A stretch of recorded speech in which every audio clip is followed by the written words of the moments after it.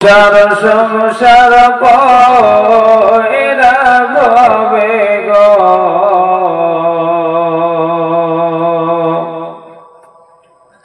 করলে না বন্দেগী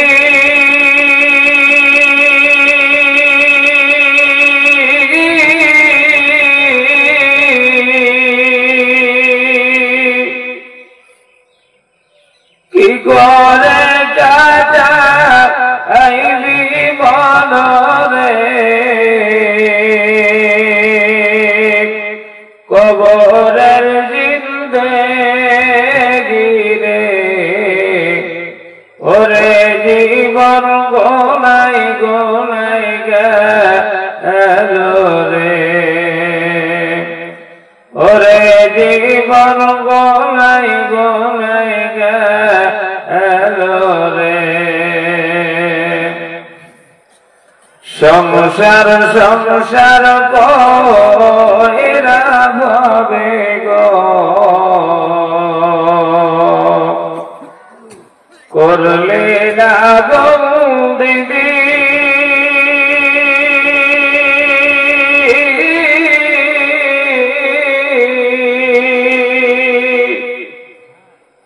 কি করে কাজা আইবি মনরে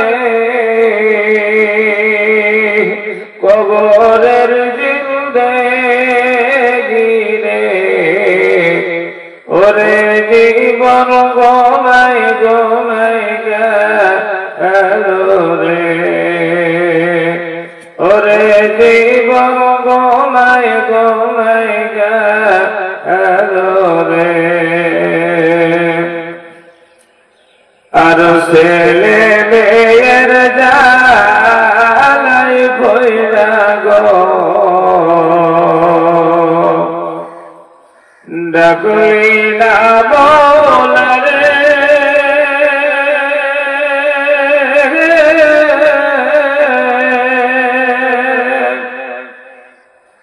কি জানি কি ও পাই হবে গো অন্ধকার কবরে রে ওরে জীবন গোনাই গোনাই গেল রে ওরে জীবন গোনাই গোনাই গেল রে আর পড়বি পড়বি বইলা যোগ করে ও তুই নামাজটা পড়লি না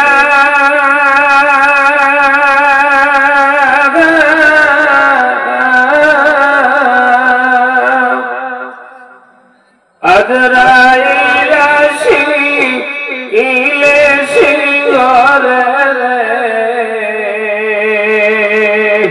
সময় তো দেবে না রে ওরে জীবন গোনাই গোনাই গেল রে ওরে জীবন গোনাই গোনাই গেল রে আর বাড়ির পাশে পুকুর পাড়ে গো বাঁধলে বাঁশের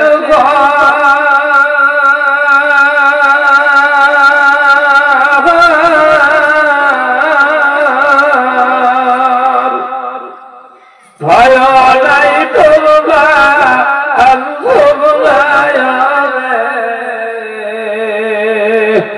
দেবে খবর রে ওরে জীবন গোনাই গোনাই গেল রে ওরে জীবন গোনাই গোনাই গেল রে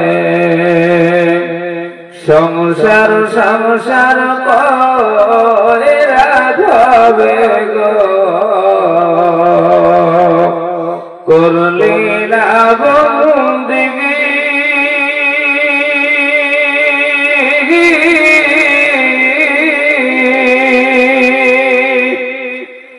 করে যাইবি বলরে কবরের জিন্দগিরে ওরে জীবন গনাই গনাই গেল রে ওরে জীবন গনাই গনাই গেল রে। আলহামদুলিল্লাহ, সমস্ত প্রশংসা, সমস্ত তারিফ, গণগান, গণকীর্তন, আলোচনা, আরাধনা, স্তর স্তুতি সেই মহান আল্লাহ পাক রব্বুল আলামিনের জন্য, যে আল্লাহ পাক আমাদের সারা রাত ধরে তিনার একটি রহমতের মজলিসে বসিয়ে বিভিন্ন ওলামায়ে দ্বীনের মুখ থেকে, পবিত্র জবান থেকে কোরআন হাদিসের কথা শোনার তৌফিক দান করেছেন। সেই করুণাময় আল্লাহ তাবারক তাআলার শুকরিয়ার্থে তিনার শেখানো ভাষায় একই বাক্যে উচ্চ স্বরে বলি আলহামদুলিল্লাহ। তারপরে পরে প্যারা হাবিব জনাবে মুহাম্মদ রাসূলুল্লাহ সকলে বলি সাল্লাল্লাহু আলাইহি ওয়াসাল্লাম, তিনার উপরে অগণিত দরুদ ও সালাম শান্তির ধারা বর্ষিত হোক। সকলে বলি আল্লাহুম্মা আমিন। আজকে সভার নির্বাচিত মনোনীত যোগ্যতম সভাপতি মহাশয়, আমন্ত্রিত অনামন্ত্রিত ওলামায়ে কেরাম, বিভিন্ন গ্রাম থেকে আগত ভাই ও বড়জীবন, পর্দার আড়ালে বসে থাকা পর্দানাসীনা, অবলা সরলা মা ও ভগিনীগণ, প্রত্যেককে আমার আন্তরিক শ্রদ্ধা সালাম জানিয়ে আল্লাহ তাবারক তাআলার পবিত্র গ্রন্থ কোরআনুল কারীম বিশ্ব নবীজির হাদিস পাক থেকে ছোট ছোট এক টুকরা করে আয়াতে কারিমা তেলাওয়াত করেছি।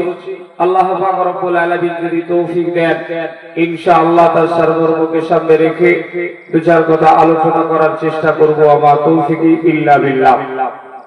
তো ভাই মাতারা, আপনারা দীর্ঘক্ষণ ধরে বসে আছেন, বক্তা একের পর এক পরিবর্তন হচ্ছে, কিন্তু শ্রোতা পরিবর্তন হচ্ছে না। আমার মনে হয় বেশিক্ষণ বসে থাকলে আস্তে আস্তে হয়তো শিকড়ও গজিয়ে যেতে পারে। তা আমি আপনাদেরকে ছেলে মানুষ ছোট্ট একটা অনুরোধ করবো, একটু শুনবেন। জি শুনবেন গো? জি, আপনারা অনেকক্ষণ ধরে এক জায়গায় বসে আছেন, একটু যদি নড়ে চড়ে বসতেন তা আমার মনে হয় শিকড়টা আর বেরতো না। তাই একটু সামনের দিকে আগিয়ে এসে একটু সামনেকার ফাঁকা জায়গাটাই বসুন। আমি আপনাদেরকে দেখবো, আপনারা আমাদেরকে দেখবেন। মাশাআল্লাহ, আমি বড় খুশি হব, আল্লাহ পাক রব্বুল আলামিন খুশি হবেন। একটু উঠুন, উঠে একটু কষ্ট করে সামনে এসে বসুন। মাশাআল্লাহ, অনেকটা দূরত্ব হয়েছে, সামনের জায়গা ফাঁকা, লোকজন নেই, একটু সামনের দিকে আগিয়ে আসুন। মাশাআল্লাহ, এতক্ষণ ধরে অনেক আলোচনা শুনেছেন, আমি আপনাদের পরিচিত মুখ, আমি আর কি আলোচনা করব। তা আসুন, তবুও রাত এখনো অনেক বাকি, সবে 12টা বাজে। যদি আপনারা আমার সঙ্গে সাথ দেন তো ইনশাআল্লাহ ফজরের আযানের আগ পর্যন্ত চালানোর চেষ্টা করব। জোরে বলি ইনশাআল্লাহ। তা আপনারা আমার সাথ দেবেন ইনশাআল্লাহ। আর কে কে দেবেন একটু হাত তুলে দেখান তো, কে কে দেবেন? এই 3-4 জন বাকিগুলো চলে যাবেন। যদি চলে যান তাহলে আমি সেই মতো ব্যবস্থা নেব। আর নইলে ভাই পিছনটা যারা বসে আছেন আপনাদেরকে অনুরোধ করছি একটু সামনে আসুন, ইসলামিক আদর্শ অনুযায়ী বসুন, ইনশাআল্লাহ নেকি বেশি পাবেন। আসুন, শুধু বসার জন্য, বিশ্বনবীর আদব, বিশ্বনবীর সুন্নতকে জিন্দা রাখার জন্য নেকি বেশি হবে। এই জন্য আপনারা সামনের দিকে আসুন। এতক্ষণ ধরে বসে আছেন, লাভ তো কম বেশি হয়েছে, তো ইনশাআল্লাহ এখন একটু জমে সবে বসুন। আল্লাহ পাক রব্বুল আলামিন আপনাদের দীর্ঘ আয়ু করুন, আর আল্লাহ পাক রব্বুল আলামিন অশেষ পুণ্যের অধিকারী বানাক। তো মাশাআল্লাহ, একটু জমে বসুন। শোনার জন্য ধন্যবাদ। মাশাআল্লাহ, মা বোনেরা কেমন আছেন আমি দেখতে পাচ্ছি না, তবে আমার মনে হয় দুধসারের মা জননীরা বোনেরা এবং বিভিন্ন গ্রাম থেকে যিনারা এসেছেন, ইনারা প্যান্ডেল ছেড়ে বাড়ি যায় না, আমি জানি। সর্বশেষ দোয়া নিয়েই ওনারা বাড়ি যান। তো এখন হয়তো কিছু মা বোন এই মাহফিলে আছেন, আমি আশা করি। এই জন্য আমি মা বোনেদের উদ্দেশ্য নিয়ে একটা আয়াত পাঠ করেছি। আল্লাহ তাআলা পৃথিবীতে শুধু মানুষ সৃষ্টি করেছেন, এর মানে এই নয় যে শুধু পুরুষ মানুষ সৃষ্টি করেছেন। পুরুষের সঙ্গে সঙ্গে আল্লাহ পাক রব্বুল আলামিন নারী জাতির সৃষ্টি করেছেন। যেমন হযরতে আদম আলাইহিস সালামকে যখন সৃষ্টি করা হলো, তো তিনি একাকী বোধ করছিলেন। তো এমত অবস্থা আল্লাহ পাক রব্বুল আলামিন তিনি হচ্ছেন আলিমুল গায়ব বিযাতিস সুদূর। আল্লাহ পাক রব্বুল আলামিন বলছেন আমি অন্তরের খবর পর্যন্ত রাখি। তা আদম আলাইহিস সালাম যখন একাকী ঘোরাফেরা করছেন, তো ওনার মনের মধ্যে কোনো না কোনো একটা জিনিস উপলব্ধি করছিলেন। আল্লাহ পাক রব্বুল আলামিন বলছেন আদম, আমি বুঝতে পারছি তোমার মনের কথা, তুমি তো চাইছো একজন জুড়ি, একজন সঙ্গিনী। এই জন্য আল্লাহ পাক রব্বুল আলামিন বলছেন আদম, আমি তোমাকে জুড়ি দিতে পারি, সঙ্গী দিতে পারি, তবে একটা শর্ত আছে। বলে কি শর্ত? বলে তুমি যদি তোমার জুড়ি পেতে চাও তাহলে তোমাকে কিছু দিতে হবে, এমনি পাওয়া যাবে না। আদম আলাইহিস সালামের বাম বাজরার বাঁকা হাড় দ্বারা মা হাওয়া আলাইহিস সালামকে তৈরি করা হয়েছে। জোরে বলুন সুবহানাল্লাহ। একজন জুড়ি তৈরি করা হলো, সঙ্গিনী তৈরি করা হলো।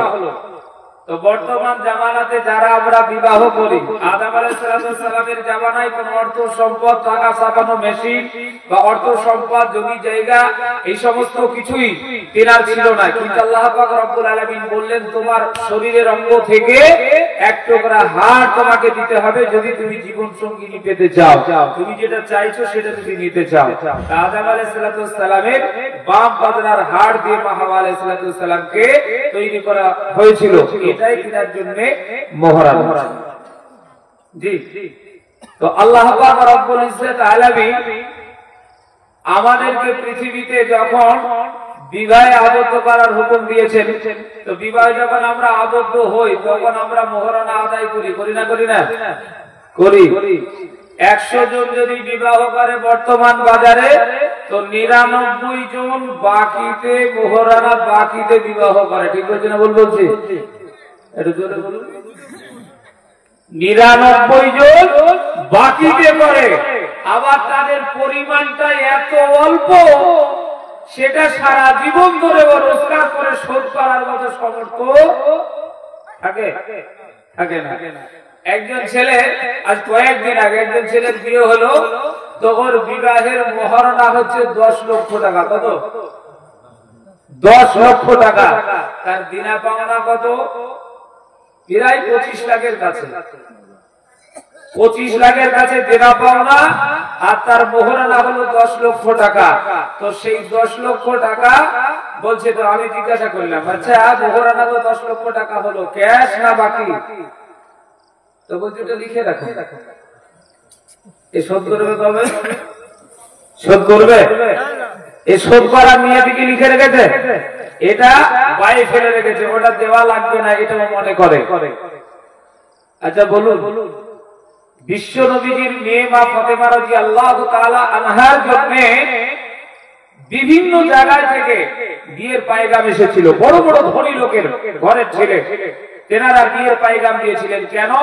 তিনি একজন বিশ্ব নবী, তিনি একজন দুনিয়ার নবী তো নবী, তিনি আখিরাতেরও নবী, নবীগণের নবী, তিনি হলেন সারা বিশ্বের বাদশা।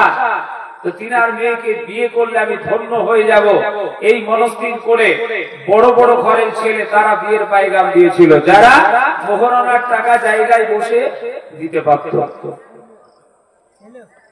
কিন্তু বিশ্বনবী কাউকে চয়েস করলেন না। সর্বশেষ হযরতে আলী রাদিয়াল্লাহু তাআলা আনহুকে তিনি চয়েস করলেন। আলী রাদিয়াল্লাহু তাআলা আনহু বিয়ের পায়গাম দিবে, হযরত ওমর ফারুক রাদিয়াল্লাহু তাআলা আনহু আলীকে ডাকতে গেছেন যে আলী, এই এলাকার এমন কোন ছেলে নেই বিয়ের পায়গাম দিতে বাকি আছে। তা আলী তুমি একটু চলো না, তুমি বাকি আছো, তুমি যদি বিয়ের পায়গামটা দাও, নবীজি যদি সেটা অ্যাকসেপ্ট করে, গ্রহণ করে, তাহলে হয়তো তোমার ভাগ্যটা ফিরে যাবে। আলী বলছে সর্বনাশ, তুমি এমন কথা বলেছো, বিশ্ব নবীর মেয়ের সঙ্গে আমি বিবাহ করব, এত বড় পাওয়ার, এত বড় সাহস আমার নেই। হযরত ওমর ফারুক রাদিয়াল্লাহু তাআলা বললেন, আলী রে, আমাদের এলাকার এমন কোন মান্যগণ্য ব্যক্তির ছেলে নেই তারা বিয়ের পায়গাম দেয় নাই। আমি তোমাকে সর্বশেষ ডাকতে এসেছি, তুমি মেহেরবানি করে আমার সঙ্গে চলো।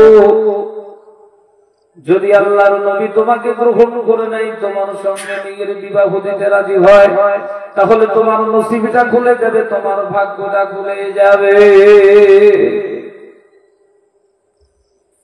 আলী বলছেন, ওমর রে, আমরা দুজন মিলে গেলাম। যাওয়ার পরে যদি আমার বিশ্ব নবী আমাদের এই বিয়ের পায়গামটা নাকচ করে দেয়, অ্যাকসেপ্ট না করে, তাহলে আমি আলী আর কোনদিন বিশ্ব নবীজির সম্মুখে মাথা উঁচু করে দাঁড়াতে পারবো না। আমার লজ্জায় মাথাটা ঘেঁট হয়ে যাবে, বিশ্ব নবীজির সম্মুখ থেকে উঠে আসতে পারবো না। হযরত ওমর বলে, আলী রে, আমি তোমাকে বলছি তুমি চলো, আমার বিশ্বাস, আমার মনে হচ্ছে নবীজি হয়তো মেনে নিতে পারে। এইবারে হযরত আলী হযরত ওমরের সঙ্গে গুটি গুটি পাই বিশ্ব নবীজির দরবারে গিয়ে হাজির হলেন। বিশ্ব নবী হযরত আলীকে দেখার পরে মুস্কিন হাসি দিয়ে বললেন, আলী বলো, তুমি কিসের জন্য আমার সম্মুখে এসে হাজির হয়েছে বলো। হযরত ওমর ফারুক রাদিয়াল্লাহু তাআলা আনহু বললেন, ইয়া রাসূলুল্লাহ, ইয়া হাবিবাল্লাহ, হযরত আলী আসছিল না, আমি তাকে জোরপূর্বক ভাবে এনেছি। আল্লাহর নবী মা ফাতেমার জন্য বহু জায়গায় আপনি সম্বন্ধ দেখেছেন, বহু ছেলে আপনার কাছে পায়গাম দিয়েছে, কোন ছেলে আপনার পছন্দ হয় নাই, কিন্তু হযরত আলীকে নিয়ে এসেছি মা ফাতেমার সঙ্গে বিবাহ দেওয়ার জন্য। আপনি যদি অনুমতি দেন, আপনি যদি পছন্দ করেন, তো হযরত আলী আপনার মেয়ে মা ফাতেমাকে বিবাহ করতে প্রস্তুত আছে। বিশ্বনবী কোনো কথা জিজ্ঞাসা না করে, মতামত না দিয়ে তিনি বলছেন, আলী, তোমার কাছে মোহরানার টাকা আছে? বলুন সুবহানাল্লাহ। তোমার কাছে মোহরানার টাকা আছে? তুমি যে আমার মেয়েকে বিবাহ করবে, তো তুমি কি মোহরানা দিতে পারবে? অনেকে মোহরানা বোঝেন না, মোহরানা মানে দিন মোহর যাকে বলা হয়। তো বলছি, মোহরানার টাকা আছে কি? হযরত আলী বলছেন, নবী গো, আমি এক বেলা খাই তো অপর বেলা খাবার হয় না, এক বেলা খাই তো আর এক বেলা খাবার জুটে না। ইয়া রাসূলুল্লাহ, ইয়া হাবিবাল্লাহ, আমার ঘরে তো কোনো পয়সা কড়ি জমায়েত নাই, যা দিই আমি মোহরানার টাকা দেব। হযরত নবী করিম সাল্লাল্লাহু আলাইহি ওয়াসাল্লাম বললেন, আলী রে, তোমাকে পাত্র হিসেবে আমি পছন্দ করি, মা ফাতেমার সঙ্গে বিবাহ করার যোগ্য তুমি, আমি পছন্দ করি, কিন্তু তুমি যদি মোহরানা না গোছাতে পারো, আমি বিশ্ব নবী মোহরানা বিহীন তোমার সঙ্গে বিয়ে দিতে পারবো না।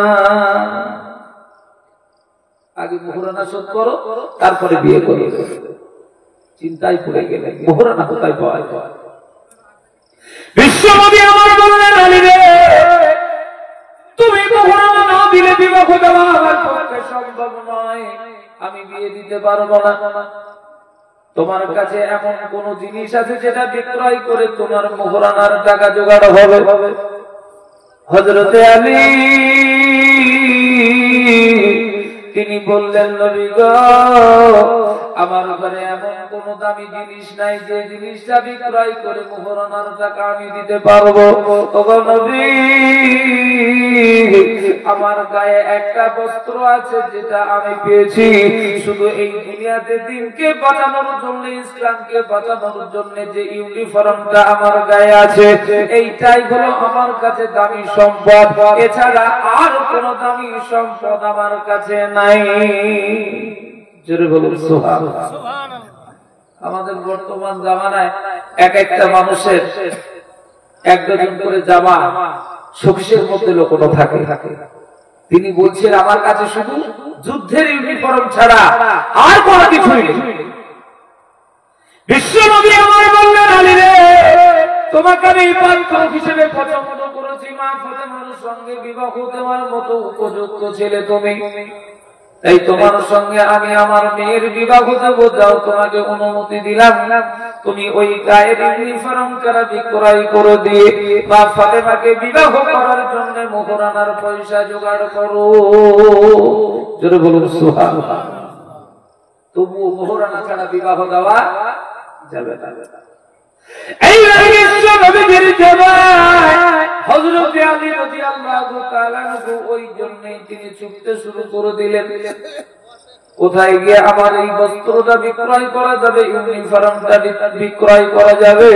এমতো অবস্থায় ছুটতে ছুটতে যখন যাচ্ছেন, সঙ্গে সঙ্গে হযরত উসমান গনি রাদিয়াল্লাহু তাআলা ওর সঙ্গে দেখা। উসমান গনি খুব গরিব লোক ছিলেন, তাই না? জি, উসমান গনি বিরাট বড় একটা ধনী লোক ছিল।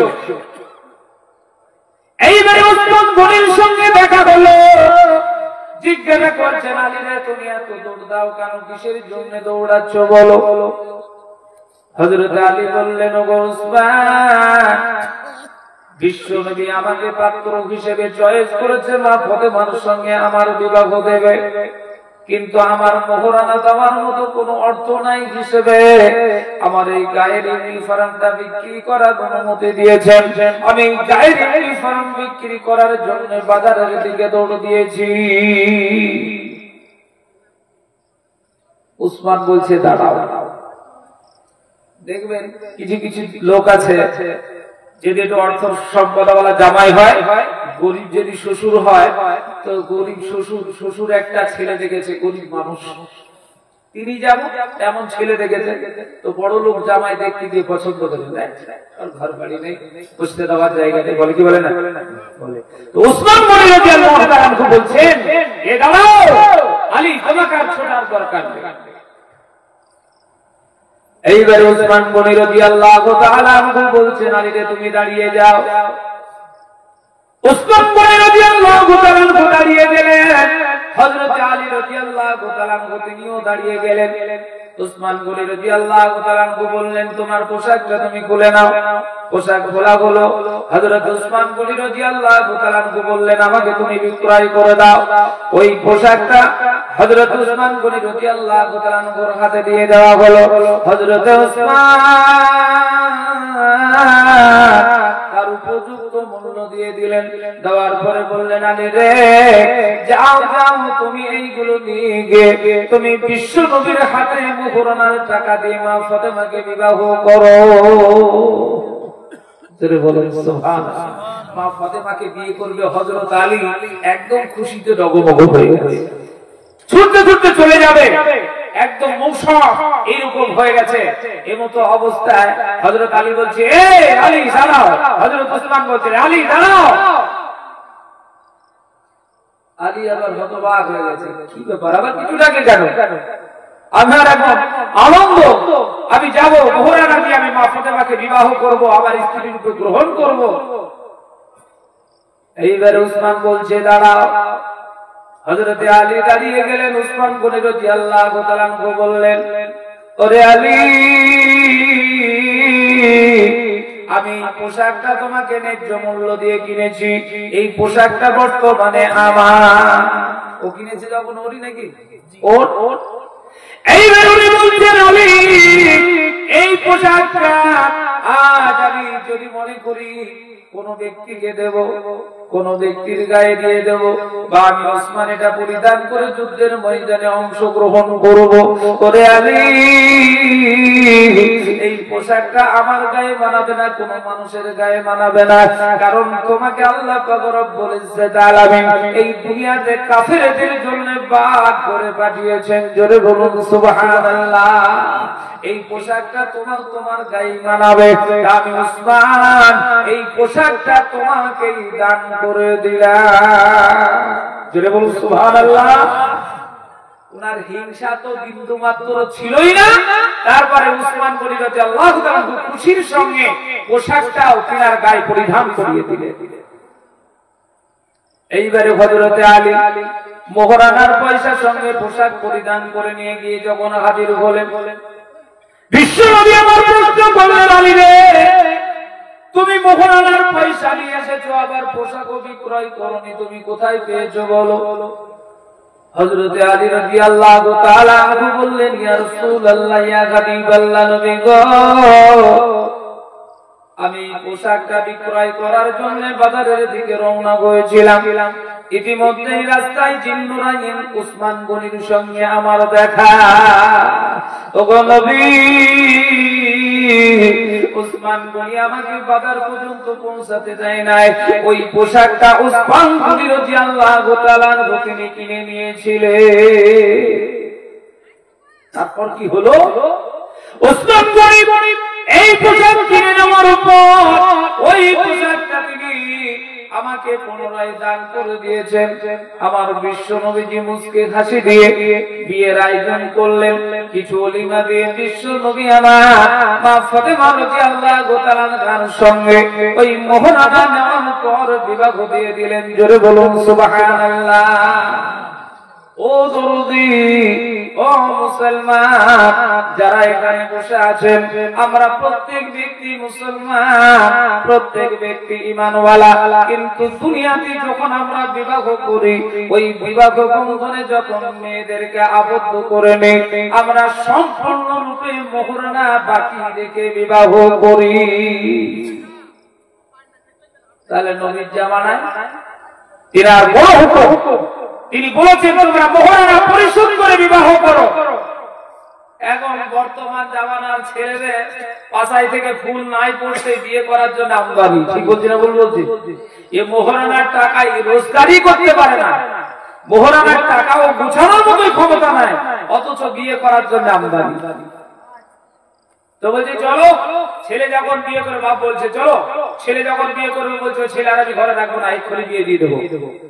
জিজ্ঞাসা করে না, এই তুই যে বিয়ে করবি তো তোর বোর যে আনতে হবে তাকে মোহরানা দিতে হবে, এ পয়সা আছে তো? এ কথা জিজ্ঞাসা করে না, বলে চল বিয়ে দিয়ে দেবো।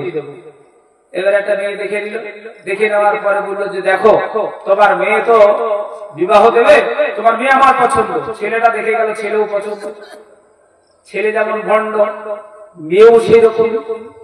বর্তমান জামানার মেয়ে ওই রকমই অভদ্র।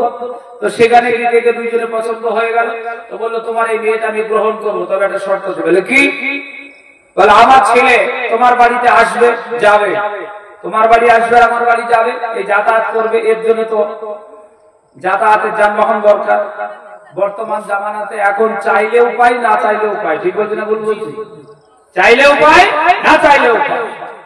এইরকম করে লম্বাটা লিস্ট ধরি দিয়ে তার আকার ইঙ্গিত দেখা যাচ্ছে বর্তমান বাজারে 5 থেকে 7 লাখ 10 লাখ। একদম যদি গরিব শ্রেণীর মানুষ হয় তাও 2 থেকে 2.5 লাখ, এর নিচে বিবাহ বর্তমান জামানাতে হয় না। কিন্তু বিশ্ব নবীর মেয়ে মা ফাতেমা রাদিয়াল্লাহু তাআলা আনহার বিবাহ যখন দিয়েছেন, তিনি তো সারা বিশ্বের নবী, তিনার সাহাবায়ে কেরাম রাদিয়াল্লাহু তাআলা একজন নেতা নেত্রী যদি কোনো মেয়ের বিয়ে দেয় তো সারা এলাকার নেতা নেত্রীকে দাওয়াত করে, সারা এলাকার মানুষকে দাওয়াত করে, বাড়ি ভর্তি লোক, 2-3টে প্যান্ডেল করে না করে না করে। কিন্তু বিশ্ব নবীর মেয়ের যখন বিবাহ দিয়েছিলেন, তিনার তো সাহাবার গাদা ছিল, তিনার আশিকার গাদা ছিল, তো বিশ্ব নবী চাইলে তো বিরাট বড় খানা করে মা ফাতেমার বিয়ে দিতে পারতেন না? কিন্তু বিশ্ব নবী আবার চুপি সেরে এমন ভাবে বিবাহ দিলেন, কয়েকজন সাহাবাকে নিয়ে কিছু অলিমা দিয়ে বিশ্ব নবী আমার মা ফাতেমার বিবাহ দিয়ে দিলেন। জোরে বলুন সুবহানাল্লাহ। তো বর্তমান জামানাতে আমরা শুধু ছেলেদের ওয়াজ শুনি, স্বামী খিদমত করতে হবে স্ত্রীকে, এ কথাটা বলে ওলামা এই দিনেরা সবাই বলে, আমিও বলি, কোরআন বলে, হাদিস বলে। কিন্তু আল্লাহ পাক রব্বুল ইজ্জত আলামিন তিনি বলেছেন, যেমন তোমাকে আল্লাহ পাক রব্বুল আলামিন স্বামী স্ত্রীর খিদমত করবে, স্ত্রী স্বামীর খিদমত করবে। আল্লাহ পাক রব্বুল আলামিন বলেছেন, হুন্না লিবাসুল লাকুম ওয়া আনতুম লিবাসুল লাহুন্না। স্বামী আর স্ত্রী 50-50 অধিকার, সমান অধিকার। তো আমরা বলি যে স্ত্রী স্বামীর খিদমত করবে, স্বামীর পদতলে স্ত্রীর জান্নাত, স্বামীর পায়ের তলায় স্ত্রীর জান্নাত, এ কথা বলে। তো এই বেটা ছেলে একদম বুক ফুলে 5 হাত হয়ে যাবে, তাহলে স্ত্রীকে গিয়ে আমি যা ইচ্ছা তাই করতে পারি। কিন্তু আল্লাহ নবী বলেছেন, দেখো তোমার স্ত্রী যেমন তোমার খিদমত করবে, তুমিও তোমার স্ত্রীর খিদমত করবে। তোমার স্ত্রী যেমন তোমাকে খোঁজ নেবে, তুমিও তোমার স্ত্রীর খোঁজ নেবে। এবার আসুন, আমরা কে কতটুকু কার সঙ্গে কতটুকু ব্যবহার ভালো করি। একটা স্বামী যখন অসুস্থ হয়ে যায়, ডাক্তার লিখে দিয়েছে তোমার স্বামীর ক্যান্সার রোগ হয়েছে, তোমার স্বামী আর বেশি দিন দুনিয়াতে থাকবে না। স্ত্রী পেরেশানিতে পড়ে যায়, তারপরেও বাড়িতে আসার পরে স্বামীর খিদমতে লেগে যায়, কিভাবে স্বামীকে সুস্থ করা যায়। পরের দুয়ারে দুয়ারে থেকে পয়সা কড়ি তুলে এনে স্বামীকে সুস্থ করার চেষ্টা করে, বড় ডাক্তার দেখানোর চেষ্টা করে, ওই স্বামী যাতে সুস্থ হয়, স্বামী যাতে দুনিয়াতে আরো কিছুদিন বেঁচে থাকে, এমন ভাবে প্রচেষ্টা আছে এই দুনিয়াতে চালাতে থাকে। থাকে না থাকে না? কেন? পৃথিবীতে সবচাইতে বড় অলংকার, বড় সম্পদ মেয়েদের কাছে, সেটা হলো স্বামী। যে মেয়ের স্বামী নেই পৃথিবীতে, সে সবচাইতে বড় দুঃখিনী। এই জন্য সে একদম যতক্ষণ পর্যন্ত না তার প্রাণ চলে যায়, ততক্ষণ পর্যন্ত শেষ চেষ্টা পর্যন্ত সে চালিয়ে যায়। তার অর্থ সম্পদ, বাড়ি গাড়ি, গহনা গাঠি, পরনের কাপড়, এমনকি এলাকা থেকে ভিক্ষে করে করে এনেও স্বামীকে বাঁচানোর চেষ্টা করে। আর একজন স্বামী, সে যদি শোনে যে তোর স্ত্রীর ক্যান্সার হয়েছে, ও বাড়িতে নিয়ে এসে আর খাটের উপরে তুলে না, বারান্দায় একটা বিছানা করে দিয়ে, একটা বারান্দাতে বিছানা করে দিয়ে সেখানে রেখে দেয়। আরো শুধু আল্লাহর কাছে প্রার্থনা করে কখন মরবে, এর পিছনে আমার বেশি টাকা খরচ না করাই ভালো, এ তো ক্যান্সার হয়েছে, মরে যাবে। ঠিক বলছি না? বলছি জি। তবে সবাই না, কিছু লোক হয়তো আছে স্ত্রীকে ভালোবাসে, কিন্তু 100-র মধ্যে আমার মনে হয় 98% পুরুষ তারা মনে করে স্ত্রী যখন অসুস্থ হয়, স্ত্রীর যদি ক্যান্সার হয়, তো ও মনে করে যে বারান্দায় পড়ে থাকুক, ও কখন মরে যাবে, আমি ওর পিছনে আর বেশি টাকা খরচা করবো না, কারণ তো ক্যান্সার, ও তো বাঁচবে না। তাহলে এখানে 50% অধিকার হলো না। আপনি আপনার স্ত্রীর প্রতি সহানুভূতি দেখাতে পারলেন না, আপনার মহব্বত আপনার স্ত্রীর প্রতি থাকলো না। এইবারে দেখুন, একজন স্ত্রী, আপনি বাড়িতে যখন কাজ করে মাঠঘাট থেকে যখন ফেরেন, যখন চাকরি থেকে অফিস থেকে ফেরেন, আপনার বিবি সকাল থেকে নিয়ে সন্ধ্যা পর্যন্ত কাজে কামে, বাড়ির ঘরে কাজে কামে ব্যস্ত থাকে। বাড়িতে যখন আসেন, আপনি যেটা বলেন, যেটা হুকুম করেন, সঙ্গে সঙ্গে সেটা শুনে এবং সেটা সে কনকনো ভাবে পালন করে। কিন্তু স্বামী স্ত্রীর যদি অসুস্থ হয় আর সে যদি কোন রকম বেমার হয়ে যায়, এমন স্বামী আছে বাজারে কিনে খাবে, কিন্তু স্ত্রীর জন্য একটু রান্না করে দিই, তার জন্য একটু সাহায্য সহযোগিতা করে, তার পানিটা একটু এগিয়ে দিই, রান্না বান্নার জিনিস সরঞ্জাম এগিয়ে দিই, এমন স্বামী এই দুনিয়াতে কমই দেখা যায়। তাহলে স্বামী আর স্ত্রীর মধ্যে মহব্বত থাকলো না। নবী যেমন বলেছেন তেমন হলো না। নবীজি বলেছেন, লাকাদ কানা লাকুম ফি রাসূলিল্লাহি উসওয়াতুন হাসানাহ। আল্লাহ পাক রব্বুল আলামিন বলেছেন, পৃথিবীতে আমি বিশ্ব নবীজিকে একটা মডেল করে এবং সারা পৃথিবীর বুকে প্রত্যেকটা মানুষের জন্য আদর্শ করে নবীজিকে পাঠালাম। জোরে বলুন সুবহানাল্লাহ। তো কেমন আদর্শ ছিল? কেমন আদর্শ বিশ্ব নবীজির ছিল? বিশ্ব নবী জনাবে মুহাম্মদ রাসূলুল্লাহ সাল্লাল্লাহু আলাইহি ওয়াসাল্লাম, মা আয়েশা রাদিয়াল্লাহু তাআলা আনহা বিশ্ব নবীজি যখন থাকতেন, বিশ্ব নবী বয়সকালে মা আয়েশাকে বিবাহ করেছেন। বিশ্ব নবীর দাঁতগুলো লড়বড় লড়বড় করত, দাঁতের শক্তি ছিল না। বিশ্ব নবী ওযু করার পূর্বে মিসওয়াক করতেন, যখন দিনের বেলায় ঘুমোতেন, ঘুম থেকে উঠে মিসওয়াক করে ওযু করতে বসতেন, তখনই আল্লাহর নবী জনাবে মুহাম্মদ রাসূলুল্লাহ সাল্লাল্লাহু আলাইহি সাল্লাম প্রতিনিয়ত তিনার ওই দাবনের প্রয়োজন হতো। কিন্তু দাঁতন তো শক্ত জিনিস। আমরা এখন বর্তমান জামানায় বিরাসের উপরে কলগেট লাগিয়ে দিই, ধস করে এদিক থেকে ঘুষে নিয়ে ছেড়ে দিই। বিশ্বনবী আমার 5 ওয়াক্ত নামাজ পড়তেন আর 5 বার ওযু করতেন। 5 বার ওযুর পূর্বে তিনি দাঁতন করতেন। কেমন মহব্বত ছিল দেখুন। বিশ্বনবী আমার যখন ওযু করতে বসতেন তার পূর্বে মা আয়েশা সিদ্দিকা রাদিয়াল্লাহু তাআলা আনহা বিশ্বনবীর চোখগুলো নড়বড় বলে দাঁতে সে চাবাতে পারবে না বলে মা আয়েশা সিদ্দিকা রাদিয়াল্লাহু তাআলা আনহা তিনার দাঁতনটা এত সুন্দর করে দাঁত দিয়ে পিষে পিষে চালিয়ে দিতেন। আর আমার বিশ্বনবী ওই দাঁতনটা ধৌত না করে মুখে দিয়ে ওই দাঁতন চাবিয়ে চাবিয়ে রসটা পান করতেন। জোরে বলুন সুবহানাল্লাহ। কেমন বিবি আর কেমন স্বামী। মা আয়েশা চাবিয়ে দিয়েছেন, মুখের রস মুখের লালাটা দাঁতের মধ্যে লেগে আছে।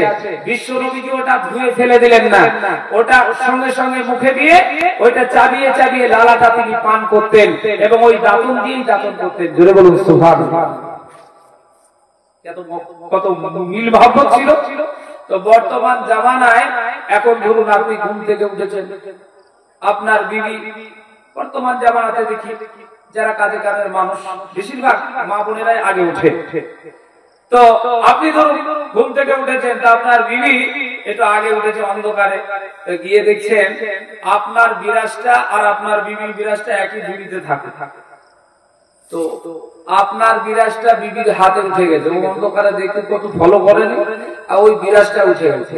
উঠে ও কলগেট লাগিয়ে আপনার বিরাজকেও দাঁত ঘষছে। আর আপনি ওই মুহূর্তে উঠে পড়েছেন, উঠে দেখছেন যে বিরাসের ডামার দিকে মনে করছেন যে এই বিরাসটা তো আমারই, উঠতো না। এইবারে গিয়ে বিবিকে দাঁত ছিঁড়াচ্ছেন, তোর কি বোধ বলে কিছু নাই? বিরাসটা কার তো দেখেও দাঁতটা বুঝতে হয়।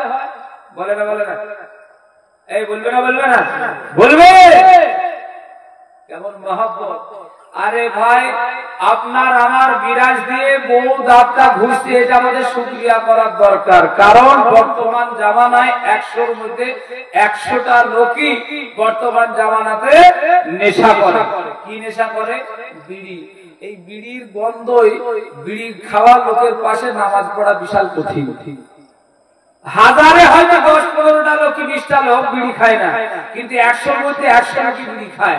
তো আপনার যা মুখে গন্ধ, এই গন্ধওয়ালা মুখে যে বিরাজ দিয়ে আপনি দাঁত ঘষেন, আপনার বিবি একদিন আপনার ওই বিরাজ দিয়ে দাঁত ঘষেছে, আপনার শুকরিয়া আদায় করার দরকার। ঠিক আছে না বলছি? হ্যাঁ, আপনার যা মুখে গন্ধ, আপনার মুখের কাছে আপনার বিবি মাঝে মধ্যে মুখ নিয়ে যায়, এইটা আপনার ভাগ্য। আল্লাহর নবী বলেছেন বান্দারে বিবি দাঁতন চিবিয়ে দিত, আয়েশা দাঁতন চিবিয়ে দিতেন, আর আমার বিশ্বনবীজি সেই দাঁতন দিয়ে দাঁতন করতেন। আমরা এমন বিবিকে ভালোবাসি, এমন মহব্বত করি, বিবি যদি আমার দাঁতনে হাত দেয়, বিরাসে হাত দেয়, যদি একবার সেটা ব্যবহার করে, আমরা সেটা ফেলে দিই, নইলে আর ওই দাঁতনে দাঁতন করতে চাই না। এত মিল আমাদের মাঝে। বিশ্বনবী তিনি যখন ইন্তেকাল করবে, শেষ নিঃশ্বাস যখন ত্যাগ করবেন, একবার হুঁশ আসে তো একবার বেহুশ হয়ে যায়, একবার হুঁশ আসে একবার বেহুশ হয়ে যায়। দেখবেন যারা মৃত্যু শয্যায় সজ্জিত, ওই অবস্থায় মানুষ তার কলিজা কাটা শুকিয়ে যায়, তার পিপাসায় ছটফট শুরু হয়ে যায়। আমার বিশ্বনবী তদরূপ যখন মৃত্যু শয্যায় সজ্জিত ছিলেন, তিনার পিপাসায় বুকটা যখন শুকিয়ে যাচ্ছিল, আমার বিশ্বনবীজির স্ত্রী মা আয়েশা রাদিয়াল্লাহু তাআলা তেনার মুখের ভিতরে মুখখানা দিয়ে জিভ দিয়ে যখন তেনার মুখটা জিভটা যখন মুখের মধ্যে দিয়ে দিলেন, ওই মুখ থেকে মা আয়েশা জিভ দিয়ে যখন লালাগুলো বিশ্বনবীজির মুখে যেত, আর আমার বিশ্বনবীজি বাচ্চাদের দুধ টানা মতো চুঁ চুঁ করে পান করে তেনার পিপাসার যন্ত্রণা তিনি মিটিয়েছিলেন। জোরে বলুন সুবহানাল্লাহ। ও দরুদি, আজকে আমরা মুসলমান, দুনিয়াতে আমাদের বিবি আর আমরা কতটা মহব্বত করি একটু দেখুন। বিবি আমার জিনিসে হাত দিলে আমি সহ্য করতে পারি না, বিবি এমন ভাবে আমরা মহব্বত করি, বিবির যদি বুখার হয়, জ্বর হয়, মাথা যন্ত্রণা হয়, আমাদের যখন হয় বিবিকে বলি, বিবিরে মাথা যন্ত্রণা হচ্ছে একটু টিপে দাও। বিবি সারা রাত্রি ধরে পানি ভর্তি করে দেয় এবং মাথাটা টিপে দেয়, সুন্দর করে আমাদের খিদমত করে।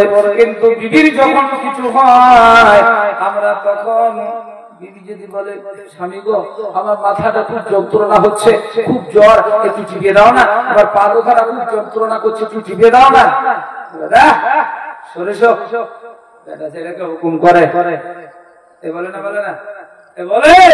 এই সমস্ত মানুষ আজকে যদি আমরা মনে করি যে বিবি আর আমার 50-50 অধিকার, তা বিবির খিদমত আমি নেব, বিবির যদি খিদমত আমি না করি তো 50 অধিকার কি করে হলো? হয় না। আপনার সুখ বিবি যেমন দেখবে দুঃখ, আপনাকেও বিবির দুঃখ দেখতে হবে, তবেই তো 50-50 অধিকার হবে, স্বামী আর স্ত্রীর মধ্যে সমান অধিকার থাকবে। এই থাকে না কেন? এরও বিশেষ কিছু কারণ আছে। যে শিক্ষাগুলো আমাদের নেওয়া দরকার ছোটবেলায়, সেই শিক্ষাগুলো আমরা গ্রহণ করিনি। যে শিক্ষাগুলো আমাদের নেওয়া দরকার ছিল ছোটবেলায়, তা থেকে আমরা বঞ্চিত ছিলাম।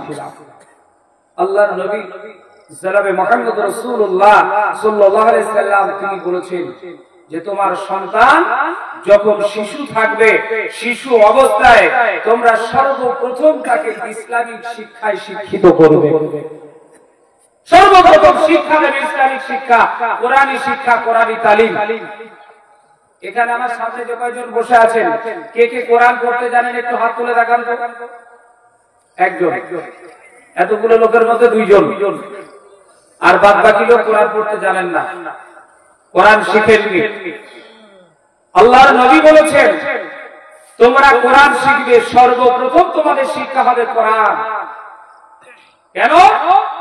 আল্লাহ পাক রব্বুল ইজ্জত আলামিন বলেছেন যার ভিতরে কোরআন থাকবে তার ভিতরে আল্লাহ পাক রব্বুল ইজ্জত আলামিনের নবীর আদর্শ থাকবে। কারণ যেখান থেকে সে কোরআন শিক্ষা নেবে, যিনি শিক্ষা দেবেন আল্লাহ পাক রব্বুল আলামিনের কোরআন শিক্ষার সঙ্গে সঙ্গে নবীর আদর্শ তার ভিতরে দেওয়ার চেষ্টা করবেন, ঠিক কিনা? চেষ্টা করবে। এই জন্য সর্বপ্রথম আমাদেরকে কোরআনী তালিম নিতে হবে। আমরা শিশু অবস্থাতে কোরআনী তালিম নিই নাই, এই জন্য আমাদের পরিণতি, আমাদের পরিস্থিতি এরকম। আসুন, বিশ্ব নবীজি যে বিয়ে দিলেন মেয়ে, কিভাবে বিয়ে দিলেন? শুধু অলিমা করলেন, বিয়ে দিয়ে দিলেন। বিশ্ব নবীজির সঙ্গে সঙ্গে মেয়েকে স্বামীর ঘরে পাঠান নয়। বিশ্ব নবী মেয়েকে সঙ্গে সঙ্গে স্বামীর ঘরে পাঠাননি। যখন তিনি পাঠালেন তখন বিশ্ব নবী আমার মেয়েকে দিয়েছিলেন তিনার একটা বস্ত্র,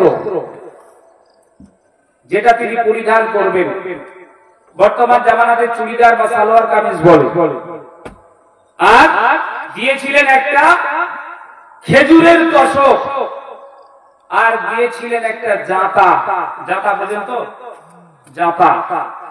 এই তিনটে জিনিস আমার বিশ্ব নবীজি মা ফাতেমাকে বিয়েতে উপহার দিয়েছিলেন। জোরে বলুন সুবহানাল্লাহ। কিসের জন্য দিলেন?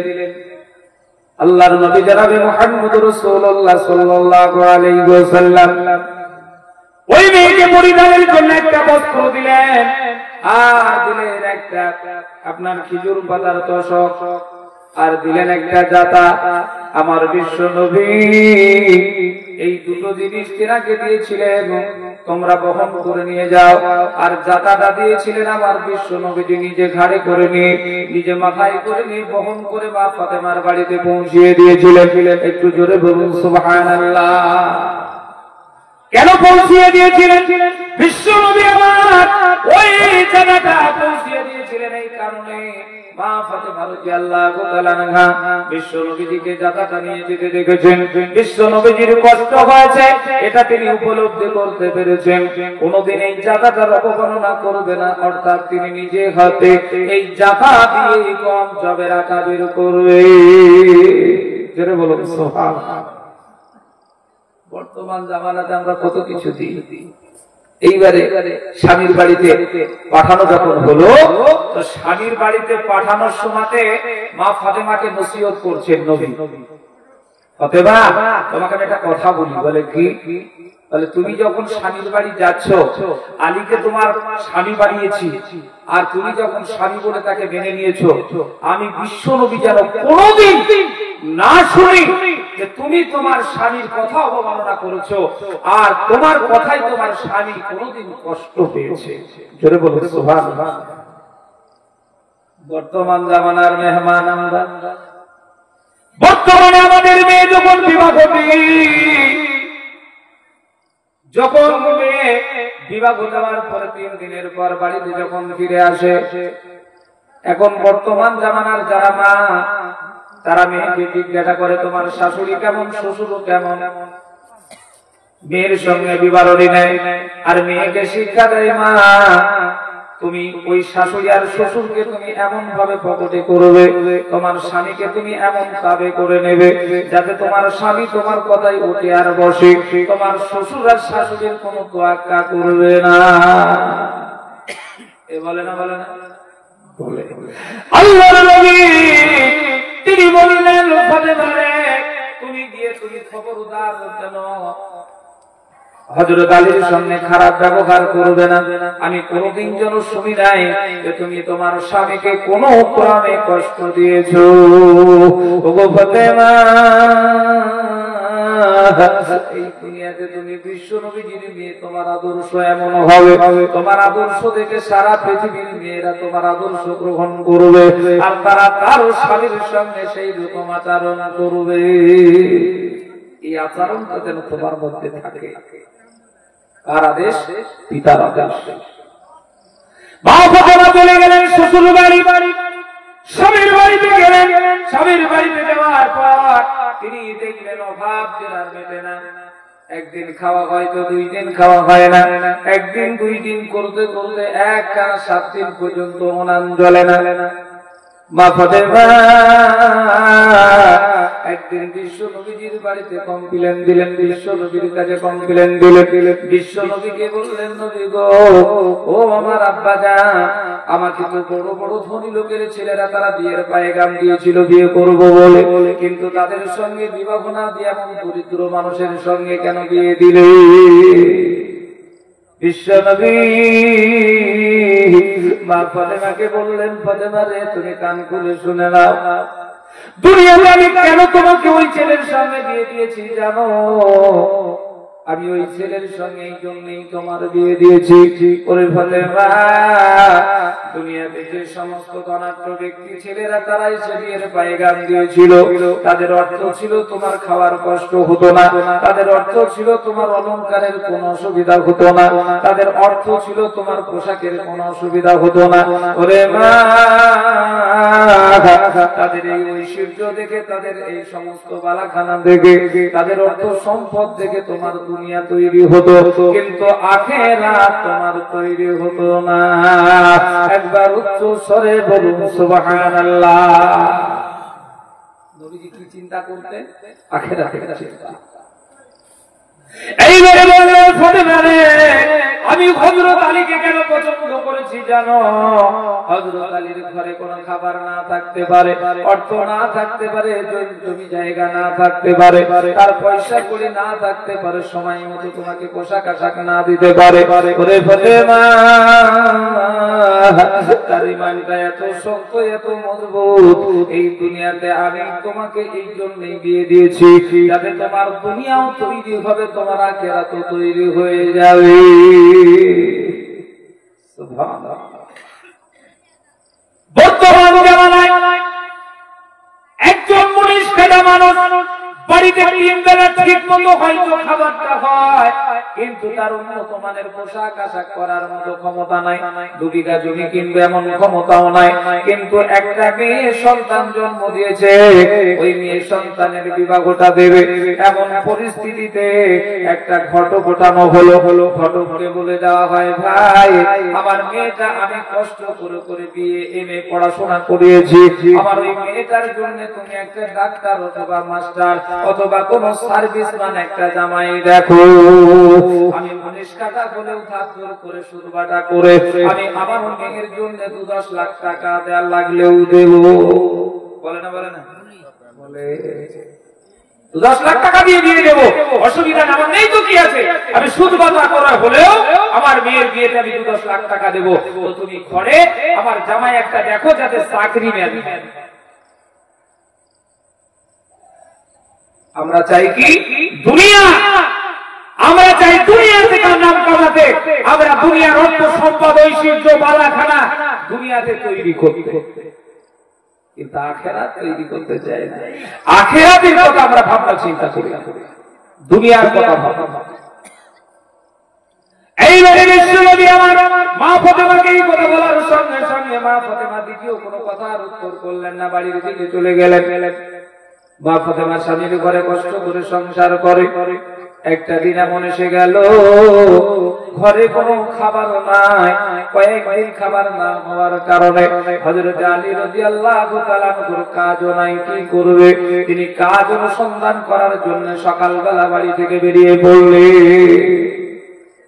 বাড়ি থেকে বেরিয়ে পড়েছেন সকালবেলা, সারাদিন কাজ খুঁজেছেন। বর্তমান জামানাতে আমাদের কাজ খোঁজার দরকার হয় না। গৃহস্থ লোক এসে মনীষের বাড়িতে এসে বলে কাজে যাবো, ভাই তুমি কাজ করে দেন। বর্তমান জামানাতে এখন লেবারের আমাদের এলাকায় খুবই অভাব, মানে মানুষ আর কম টাকা ইনকামে পেট ভরছে না। এখন মানুষ সব বাইরে, সৌদি, কাতার, দুবাই, বিভিন্ন রাষ্ট্রে চলে যাচ্ছে। তারপরে আমাদের ভারতবর্ষের মধ্যে বিভিন্ন রাজ্যে চলে যাচ্ছে।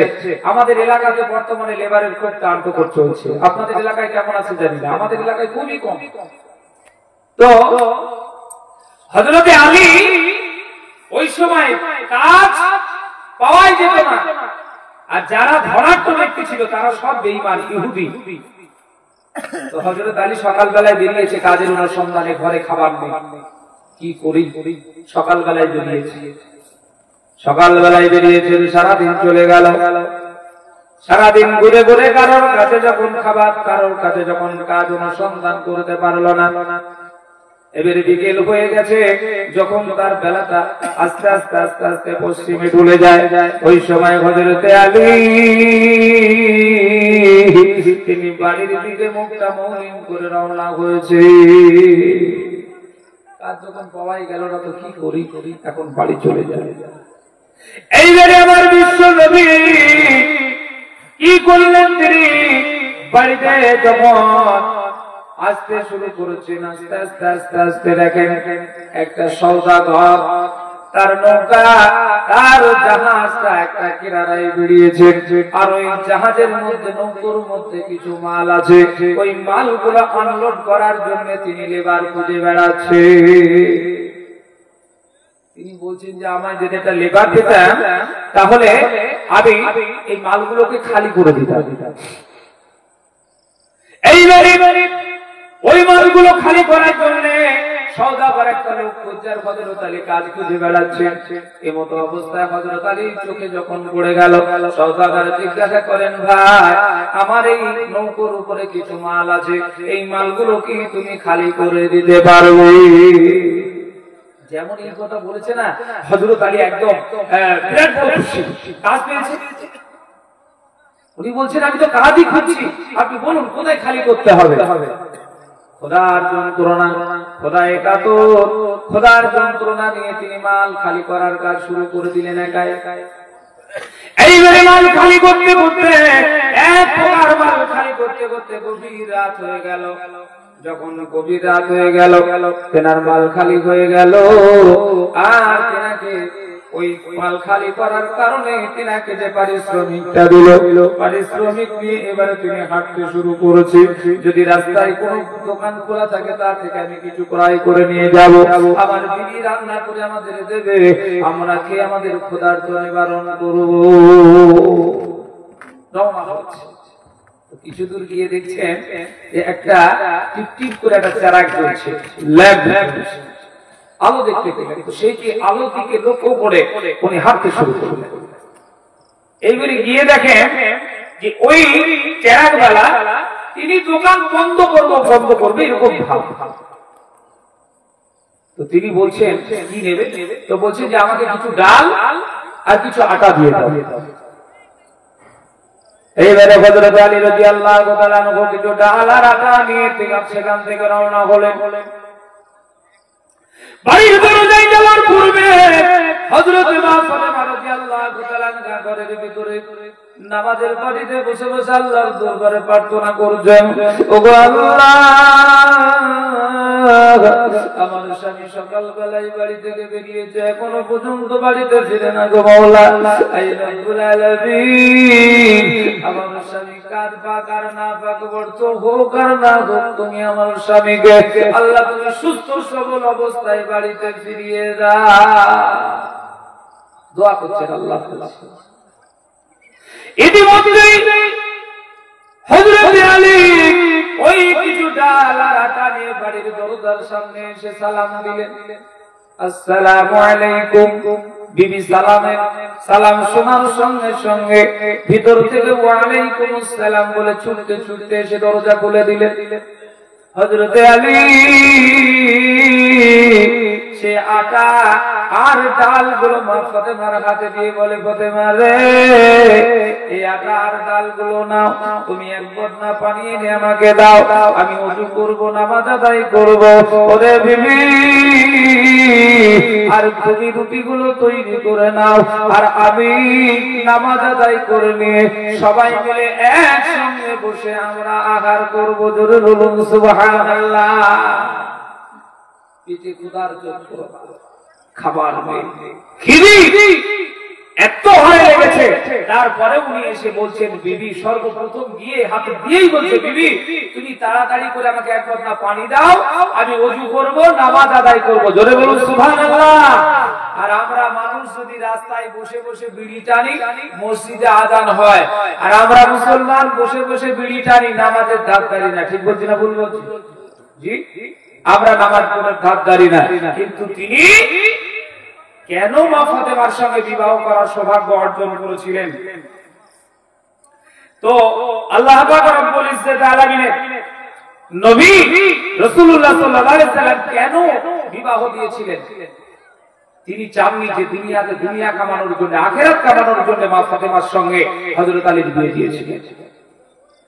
এই মা ফাতেমা রাদিয়াল্লাহু তাআলা তিনি আটা তৈরি করলেন, রুটি তৈরি করার পরে ডাল রান্না করলেন। হযরত আলীর নামাজ পড়া হয়ে গেল। মা ফাতেমা রাদিয়াল্লাহু তাআলা ডাক দিলেন, স্বামী গো, আমার রুটি তৈরি করা হয়ে গেছে, আসুন খেয়ে নিন। হযরত আলী রাদিয়াল্লাহু তাআলা আনহু চলে আসলেন। তিনার একটা ভাই ছিল, আর মা ফাতেমা রাদিয়াল্লাহু তাআলা আনহা তিনি ডাক দিলেন। ডাক দেওয়ার পরে তিনারা বসে যখন খেতে শুরু করলেন, যে কয়টা রুটি হয়েছে হযরত আলী খেলেন, আর তিনার ভাই, তিনার আম্মা জান, তিনারা খাওয়ার পরে যখন রুটি সব শেষ হয়ে গেল, হযরত মা ফাতেমা রাদিয়াল্লাহু তাআলা আনহা এইবারে স্বামীর পাশ থেকে উঠে গিয়ে যখন তিনি দেখলেন তিনাদের খাওয়া হয়ে গেছে, সমস্ত সামালপাতি গুছিয়ে নিলেন, সমস্ত রুটি শেষ হয়ে গেল, মা ফাতেমা রাদিয়াল্লাহু তাআলা আনহার জন্য কোনো রুটি রইল না। তিনি সঙ্গে সঙ্গে এক গ্লাস পানি বিসমিল্লাহির রহমানির রহিম পড়ে তিনি পান করে আল্লাহর ইবাদতে মশগুল হয়ে গেলেন। জোরে বলুন সুবহানাল্লাহ। ক্ষুধার্ত অবস্থায় এক গ্লাস পানি পান করে আবার তিনি শয়ন করলেন না, শুলেন না, তিনি গিয়ে আল্লাহর ইবাদতে মশগুল হয়ে গেলেন, নামাজে রত হয়ে গেলেন। এমন কোন অভাব বর্তমান জামানাতে আমাদের আছে নাকি? আছে? নাই। কিন্তু দিনের ভিতরে এত অভাব থাকার পরেও তিনাদের ভিতরে স্বামী স্ত্রীর একটা মিলবন্ধন ছিল, তিনাদের মধ্যে স্বামী স্ত্রীর মধ্যে একটা মহব্বত ছিল। কিন্তু বর্তমান জামানায় আমাদের খাবারের কোনো অভাব নাই, অলংকারের অভাব নাই, পয়সার কোনো অভাব নাই, বাড়ি গাড়ির অভাব নাই। আমরা সুন্দর নরম নরম জায়গায়, শক্ত জায়গায় নয়। আল্লাহ পাক রব্বুল আলামিন দুনিয়াতে আমাদের অর্থ সম্পদ দিয়েছেন, ধন সম্পদ দিয়েছেন, বাড়ি গাড়ি দিয়েছেন, কিন্তু একটা জিনিস আমাদের কাছ থেকে কেড়ে নিয়েছেন, যেটা ওই জামানার মানুষের ছিল কিন্তু বর্তমান জামানার মানুষের বর্তমানে নাই। সেটা কি? শান্তি, সুখ। এটা আমাদের ভিতরে বর্তমানে নাই। কোটি টাকার মালিক কিন্তু বিবির সঙ্গে স্বামীর মিল নাই। ঠিক বলছি না বলবো? এ তুল কালাম লেগেই আছে, হ্যাঁ লেগেই আছে। হয় স্বামী ভালো না, নইলে বিবি ভালো না। চাকা গোল পয়সা গোল আর আলো গোল, চাকা গোল পয়সা গোল আর আলো গোল, তার তাগিদে বেশি গোল মনের গন্ডগোল। কাক কালো কোকিল কালো, কালো মাথার কেশ, কাক কালো কোকিল কালো, কালো মাথার কেশ, তার তাগিদে বেশি কালো মনের হিংসালে।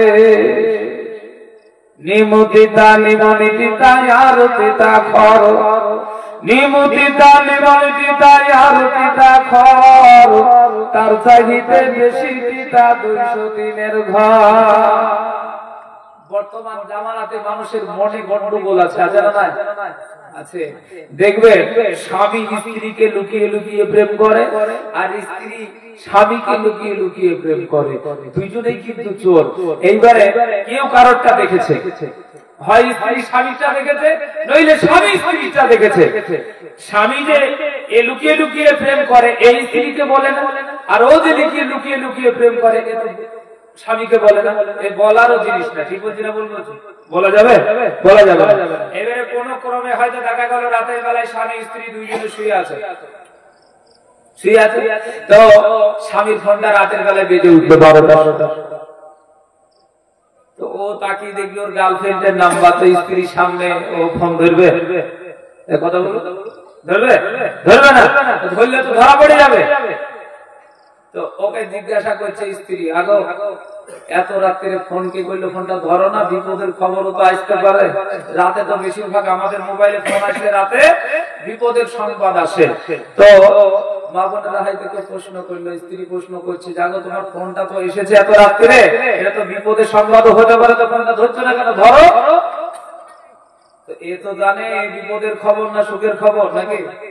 হ্যাঁ, এ বলছে ধান করিস না, ও যে করে একদিন দেখলো স্ত্রী বুঝে গেল এ তো চিলি চিলি করে প্রেম করে, ও তো জানে যে এই বিষয়ে এরকম তো আমারও আছে। তো ও মোটামুটি 100-এর মধ্যে 90% আইডিয়া করে নিয়েছে যে ঠিক এই মিনিশের গার্লফ্রেন্ডই হবে। জি, এটা এই মনে করেছে যে এ ঠিক গার্লফ্রেন্ডই হবে। তারপরে ও দেখা যাবে সকালবেলা থেকে, তারপরের দিন থেকে ও একদম পুরো ওর পিছে লেগে গেল, দেখা যাক ও কেমন করছে, ব্যবহারটা কি করে। তো আস্তে আস্তে দেখা যাচ্ছে খেতে বসেছে, বুঝলে? খেতে বসেছে, ফোন এসেছে। তো খেতে বসেছে, ফোন এসেছে, ফোনটা ধরো। স্ত্রী তো তোমার, যদি তোমার কার্যকারী ফোন হয় তো ধরো। ও বারবার কেটে দিচ্ছে, আর এমন ভাবে খাচ্ছে, ওর খিদে আছে পেটে। কিন্তু বিবি বলছে আর দুটো ভাত দিব, বলছে না আজ আমার খিদে রে, বেশি ভাত দিস না। ভাত নিল না, বুঝলেন? ও উঠছে, হাতটা তাড়াতাড়ি করে এটো মেটো যা আছে আছে হাতটা তাড়াতাড়ি করে ধুয়ে, ও তো ফোন বেজেছে আগে, তো বুঝতে পেরেছে মাল লাইনে আছে। তো ও গিয়ে একটু আড়ালে গিয়ে বিবিকে চুরি করে ফোন করবে, আড়ালে গেছে। তো বিবি দেখছে মিনিশের আধা পেটা খেয়ে উঠে চলে গেল, তার মানে নিশ্চয়ই কোনো কারণ আছে। তো বলছে দেখি তো, ও হাঁড়ি মাড়ি ঢেকে রেখে দিয়ে বিবি তো আর এক শেয়ানা ওর পিছে পিছে চলে গেছে। পিছে একটা দেয়ালের মধ্যে দাঁড়িয়ে দাঁড়িয়ে গার্লফ্রেন্ডের সঙ্গে গল্প করছে, খুব মিষ্টি মিষ্টি কথা বলছে, যা বৈষম্য বলে না। দেখবেন বিয়ে করার আগে কেউ যদি প্রেম করে বিয়ে করে, তো বিয়ের আগে তাকে এত আশ্বাস দেয়, তুমি আসো তোমাকে আমি সোনার বালাখানা তৈরি করে দেব, তোমাকে এত সুন্দর জিনিস দিয়ে একদম ঢেকে রাখবো না, তুমি তুলনাই করতে পারবে না। তারপরে বিয়ে করে যখন নিয়ে এসে ঘরের মধ্যে রাখবে, দেখবেন চটের বস্তা বেড়ে শুতে দেয়। এ তো মুরদ নাই, তো এ শুধু ওকে ভাওতা দিয়েছে। তো ও সে একদম সুন্দর করে মিষ্টি মিষ্টি কথা বলছে। জিজ্ঞাসা করছে, কোন গার্লফ্রেন্ড যদি জিজ্ঞাসা করে কোন বয়ফ্রেন্ডকে তোমার বিয়ে হয়েছে, মিস কলে প্রেম তো বিয়ে হয়েছে, বলে না না, এই ঘরে দেখা যায় 2 ছেলের বাপ। ওকে বলে না, আমার বিয়েই হয়নি। তো এইরকম ধরনের নেশা বর্তমান জামানায় চলছে। বিবি স্বামী উভয়ে 2-4 দিন দেখার পরে বলছে মিনসে দাঁড়া, তুই যেমন লুকিয়ে লুকিয়ে প্রেম করিস, আমারও তো হাত আছে, ওর কাছেও বড় মোবাইল, এর কাছেও বড় মোবাইল, কেউ লুকিয়ে লুকিয়ে প্রেম করতে শুরু করেছে। তো পৃথিবীতে বর্তমান জামানাতে মানুষের ভাতের অভাব নেই, অর্থের অভাব নেই, গাড়ি বাড়ির অভাব নেই, অভাব শুধু একটাই, সেটা হলো শান্তি। সেটা হলো শান্তি। আল্লাহ পাক রব্বুল ইজ্জত আলামিনের নবী রাসূলুল্লাহ সাল্লাল্লাহু আলাইহি সাল্লাম বলেছেন যে পৃথিবীতে শান্তি তখনই আসে যখনই উভয় উভয়ের দুঃখ সুখ বুঝে, উভয় উভয়ের দুঃখ সুখের সাথী হয়ে যায় এবং ওই সংসারটা বরকতপূর্ণ হয়। উভয়ের মধ্যে কোরআন থাকে, উভয়ের মধ্যে নামাজ থাকে, তো ওই সংসারটা সম্পূর্ণ আল্লাহর রহমতে ভরপুর হয়। ওই সংসারে অশান্তি কম হয়, ওই সংসারে শান্তি বজায় হয়। আল্লাহ পাক রব্বুল আলামিনের অঢালা রহমত ওই সংসারে বর্ষণ হয়। জোরে বলুন সুবহানাল্লাহ। তাহলে আমরা বর্তমানে সেই রকম শিক্ষাও দিই না, আর সেই রকম ধরনের এখন যারা সাধন গুজন বেশি করে, সুন্দর করে সেজে গুজে বেশি থাকে, তাদেরকে মানুষ বেশি পছন্দ করে। যারা পর্দা পশিদায় থাকে, এদেরকে মানুষ বেশি পছন্দ করে না। তো ভাই বাবা জীবন, আমরা নিজেরাই অশান্তি বেছে নিই, এই জন্য আমাদের কপালে শান্তি জোটে না। আমাদেরকে চেষ্টা করতে হবে অশান্তি থেকে বেঁচে থাকা, ভালো ব্যবহার। এইবারে মা ফাতেমা রাদিয়াল্লাহু তাআলা গায়ে এক গ্লাস পানি খেয়ে দিন কাটিয়ে রাত কাটিয়ে দিলেন। রাতের বেলা রাতের অন্ধকারে তিনি গভীর রাতে আল্লাহ পাক রব্বুল আলামিনের কাছে প্রার্থনা করলেন, আল্লাহ তুমি আমাদেরকে অভাব দিয়েছো, আল্লাহ দুনিয়ার জগতের উপরে আমার কোনো অসুবিধা নাই, আল্লাহ অর্থ নাই, টাকা নাই, পয়সা নাই, আমার বাড়ি নাই, গাড়ি নাই, কোনো অসুবিধা নাই, ওগো আল্লাহ দুনিয়াতে যত ধরনের কষ্ট আছে তুমি আমাদেরকে দাও, কিন্তু আল্লাহ তুমি কোরআনুল কারীমের মধ্যে বলেছো ইন্নাল্লাহা আলা মা'আস সাবিরিন। আল্লাহ রব্বুল ইজ্জত আলামিন বলেছেন, বান্দারে এই দুনিয়ার জগতের উপরে যারা সবর করেনেওয়ালা হবে, যারা সবর করবে, আমি আল্লাহ পাক রব্বুল আলামিন সবরকারী ধৈর্যধারী ধারণকারীদের সঙ্গে আছি। মা ফাতেমা রাদিয়াল্লাহু তাআলা আনহা বললেন, আল্লাহ দুনিয়াতে তুমি যা কিছু কষ্ট দাও, যা কিছু পরীক্ষা আমাদেরকে করো, আল্লাহ তুমি আমাদের সবর করার মতো তৌফিক দান করো। জোরে বলুন সুবহানাল্লাহ। মা ফাতেমা কাজ করতে করতে তিনার এক প্রকার হাতে কড়া পড়ে গেছে। কড়া মানে বুঝেন, ঘাটা পড়ে যায়, কড়া শক্ত হয়ে যায় জায়গাগুলো, একে আমাদের এলাকায় কড়া পড়া বলে, ঘাটা পড়ে যায় এরকম বল। তো মা ফাতেমা রাদিয়াল্লাহু তাআলা আনহা একাই সংসারের কাজ করতেন। তো কাজ করে করে হাতে এরকম ঘাটা পড়ে গেছে, হাতগুলো শক্ত হয়ে গেছে। বিশ্ব নবীজির কাছে কিছু দাসী এসেছে, কাজের মেয়ে।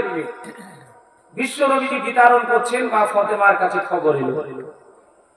মা ফাতেমা হযরত আলীকে বলছে, স্বামী গো আপনি যান, আমার আব্বাজানকে গিয়ে আমার কষ্টের কথা একটু বলুন, আমার আব্বাজান নিশ্চয় আমাকে একটা দাসী দিয়ে সাহায্য করবে। হযরত আলী বলছেন, শ্বশুর তো যায়, তো গিয়েছে, গিয়ে দেখছেন বিরাট লাইন। বিশ্ব নবী আমার বিতরণ করছেন, আর উনি একটা লাইনে গিয়ে দাঁড়িয়েছেন।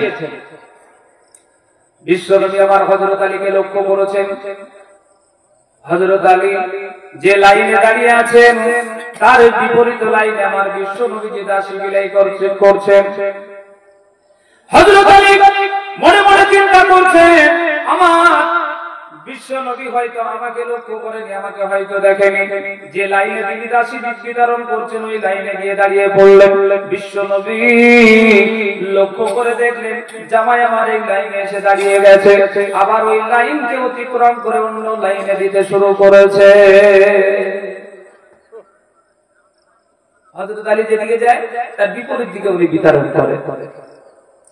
বর্তমান জামানাতে যদি শ্বশুর খাদিমদার হয় আর জামাই যদি খানেওয়ালা হয়, তাহলে বলুন, যদি সেখানে ৫,০০০ লোক থাকে, ৫,০০০ লোকের মধ্যে জামাইটা আছে, তো জামাই পদে কম দিবে না বেশি দিবে? বেশি দিবে। হ্যাঁ, কিন্তু বিশ্ব নবী আমার জামাই যেদিকে, তার বিপরীত দিকে দিচ্ছেন, কিন্তু জামাইয়ের দিকে লক্ষ্যই করছেন না। আর বর্তমান জামানায় জামাই খেতে বসে তার শ্বশুর খাদিমদার, যদি জামাইয়ের পথে কম পড়ে তো অমনি গিয়ে তার মেয়ের প্রতি অ্যাকশন শুরু হয়ে যাবে। যাবে না? শালি তোমার, আমি তোমাকে পুষবা, তোমার বাপ আমাকে খেতে কম দেয়, বলে না? বলে না? বলে। আল্লাহর নবী বলছেন, আমি দেখলাম জামাই আমার লাইনে দাঁড়িয়ে আছে, যে লাইনে আমি দিচ্ছি, আর সেই লাইন থেকে বিপরীত লাইনে তিনি বিতরণ করতে শুরু করছেন। এইভাবে করে বারবার যাতায়াত করতে করতে হযরত আলী এক প্রকার বুঝে নিলেন যে আমাকে দেবেন না বলেই উনি এইরকম করছেন। হযরত আলী বাড়ি ফিরে গেলেন। মা ফাতেমা রাদিয়াল্লাহু তাআলা আনহা বড় খুশি হলেন। হযরত আলীকে জিজ্ঞাসা করলেন, স্বামী, আমি আমার কষ্টের কথা বলে আমার আব্বা জানের কাছে পাঠিয়েছিলাম দাসী আনার জন্য। স্বামী গো, নিশ্চয় আমার আব্বা জান আপনাকে একটা দাসী দিয়ে সাহায্য করেছে। হযরত আলী কথা বলে না, চুপ করে আছে। কথা বলা তো কিছু নাই, তাইনি তাই। এইবারে হযরত আলী চুপ করে আছেন। এমত অবস্থায় মা ফাতেমা রাদিয়াল্লাহু তাআলা আবারও জিজ্ঞাসা করছেন, স্বামী গো, আপনি কথা বলেন না কেন? কি হয়েছে আপনার? বলুন। আমার আব্বা জান কি আমার জন্য একটা দাসী দিয়েছে? এই কথা বলতেই না বলতেই বিশ্বনবী আমার তাড়াহুড়ো করে দাসীগুলো বিতরণ করে দিয়ে সঙ্গে সঙ্গে ছুটতে ছুটতে হযরত আলীর বাড়ি রওনা হয়েছে। হযরত আলীর বাড়ি গিয়ে হাজির। এইবারে বিশ্বনবী মা ফাতেমা হযরত আলীকে নিয়ে গিয়ে ঘরের পিড়েতে বসিয়েছে। বিশ্বনবী আমার মাঝখানে আছে, হযরত আলী ডান দিকে, আর বিশ্বনবীজির মেয়ে বাম দিকে। মাঝখানে বিশ্বনবী বসা। জিজ্ঞাসা করছে, ফাতেমা, ও আমার মা। বিশ্বনবী কখনো ফাতেমাকে মা ছাড়া ডাকতেন না। বলছে, মা গো, তুমি দুনিয়া চাও না আখিরাত চাও? বলো। দুনিয়ায় সুখ চাও না আখিরাতে সুখ চাও? এইটা তুমি বলো। মা ফাতেমা এক কথায় উত্তর দিলেন, আমি আখিরাতে সুখ চাই। বলে, মা গো, আমি জানি হযরত আলী আমার কাছে একটা দাসীর জন্য আবেদন করতে গিয়েছিল, কিন্তু আমি বুঝতে পেরেছিলাম আমি তোমাদের দাসী এই জন্যই দিই নাই। মা গো, এই দুনিয়াতে তুমি নিজের কাজটা নিজে যদি করো, ওগো মা, তাহলে তুমি কষ্টটা উপলব্ধি করতে পারবে, তুমি কষ্টটা বুঝতে পারবে। মা গো, এই দুনিয়াতে তুমি নিজের কাজটা নিজে করো। যদি তুমি নিজের কাজটা নিজে করে যেতে পারো, আমার আল্লাহ পাক রব্বুল আলামিন পরকালের জিন্দেগিটা তোমার সুখের বানিয়ে দেবে। জোরে বলুন সুবহানাল্লাহ। আর যখনই তুমি অন্যকে দিয়ে করাবে না, তখন তুমি একটু সুখী যখন পেয়ে যাবে, তখন আস্তে আস্তে তুমি অলস হয়ে যাবে, দুনিয়ার দিকে ঝুঁকে যাবে। এইরকম হাজার হাজার হাদিস আল্লাহ পাক রব্বুল ইজ্জত আলামিনের নবীর জামানায় আছে। মা ফাতেমা রাদিয়াল্লাহু তাআলা আনহা বুঝে গেলেন। আব্বা জানের হাত ধরে বললেন, ওগো আব্বা, আমি কোনদিন আর এত সুখের আবেদন করব না। বর্তমান জামানায় যদি কোনো মানুষ শ্বশুর বাড়ি থেকে এরকম নৈরাশ হয়ে যায়, বাড়িতে অশান্তি লাগিয়ে দেয়, আল্লাহর নবী বলেছে, বান্দারে, দুনিয়াতে তোমরা যদি সেটাকে পরিশ্রম করে করো, তোমাদের তার প্রতি দরদ থাকবে, তার প্রতি তোমাদের একটা মহব্বত থাকবে। সেটা নষ্ট হয়ে গেলে, সেটা যদি তোমাদের কোন রকম নষ্ট হয়ে যায়, তাহলে তোমাদের অন্তরের মধ্যে ব্যথা লাগবে। এই জন্য যে কোনো কাজ তোমরা করবে নিজে পরিশ্রম করে করবে, নিজে পরিশ্রম করে করবে। বোঝানোর উদ্দেশ্য এতটুকুই। আল্লাহ তাবারক ওয়া তাআলা তিনি বলেছেন, বান্দারে, দুনিয়াতে তোমরা কিছুদিনের মেহমান। এই দুনিয়াতে কেউ তোমরা চিরস্থায়ী নয়। দুনিয়া ছেড়ে প্রত্যেকটা মানুষ চলে যাবে। শুধু পুরুষ চলে যাবে না, নারীও চলে যাবে। অর্থ সম্পদ, দুনিয়ার বাড়ি গাড়ি কিছুই থাকবে না, সব দুনিয়ার জগৎ থেকে চলে যাবে। মাশাআল্লাহ। তো ভাই বাবা জীবন, আমার সোনার লালেরা, আপনারা কয়েকজন বসে আছেন, মা বোনেরা বলছেন প্যান্ডেল ভরপুর বসে আছে। আপনারা যদি উঠে চলে যান সবাই, না আমি আমার সামনে তো আর মা বোনে নেই, তো এই জন্য আপনাদেরকে দেখে দেখে আমি বয়ান রাখছি। আপনারা এখানে থাকলে আমার একটু বলতে সুবিধা হবে। তো একটু যদি মনে হয় যে কষ্ট লাগে, একটু লেয়ে ফেলে দেবো, আমি একটা লেগে শুয়েছিলাম, যার যার কষ্ট হচ্ছে, যদি শীতও লাগে একটা লেগে শুয়েছিলাম, এলে দিচ্ছি এখানে শুয়ে পড়ার অসুবিধা নেই, তো একটু থাকে। মাশাআল্লাহ প্রোগ্রামটা চলবে 1:20 বাজে, তো ইনশাআল্লাহ আপনারা যদি সঙ্গ দেন ফজরের আযান পর্যন্ত ইনশাআল্লাহ আমি চালিয়ে যাব। মাশাআল্লাহ, তা আপনাদেরকে একটু সঙ্গ দিতে হবে। আপনারা যদি সবাই চলে যান আমাকে একা ফেলে দিয়ে, আর আমার তো ভূতের ভয় লাগবে, তাই না? ফাঁকা মাঠের মধ্যে যদি ট্রেনিং চলে যায়, এই ভয়ে তো আমি আর বলতে পারবো না। মা বোনেরা অনেক দূরে আছে, ওদের আস্তে আস্তে ভূত আপনাকে চলেই যাবে। তো যাই হোক, আপনারা একটু থাকেন ভাই, অনুরোধ করছে আপনাদেরকে একটু থাকেন। মাশাআল্লাহ, একদিন তোমায় মরতে হবে, তুমি ভুলে যেও না,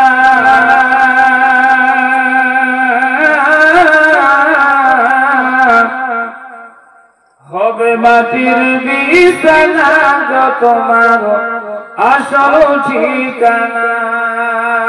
একদিন তোমায় মরতে হবে, তুমি ভুলে যেও না,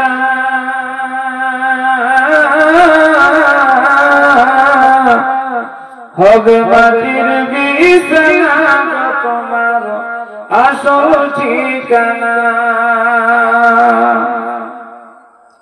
এই বাড়ি গাড়ি টাকা কড়ি কিছুই রবে না,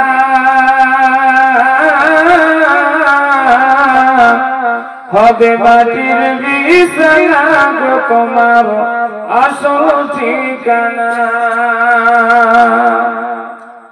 আজরাইল ফেরেশতা যেদিন হাজির হবে এসে,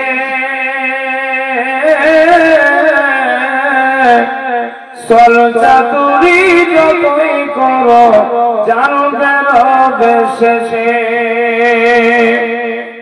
চলবে না সেদিন তোমার কোনো বাহানা,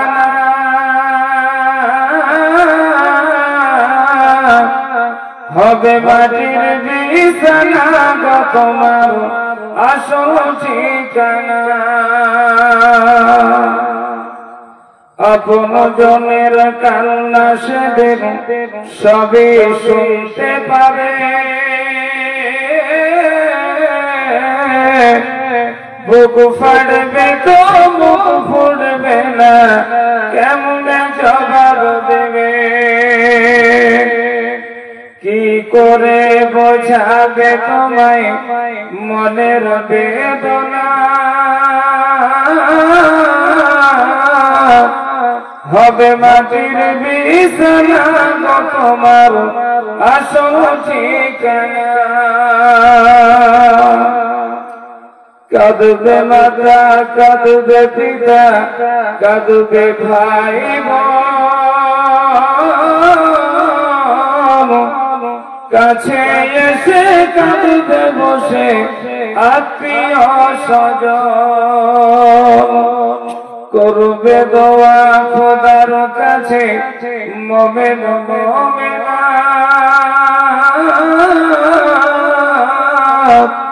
হবে মাটির বিছানা গো তোমার আসল ঠিকানা।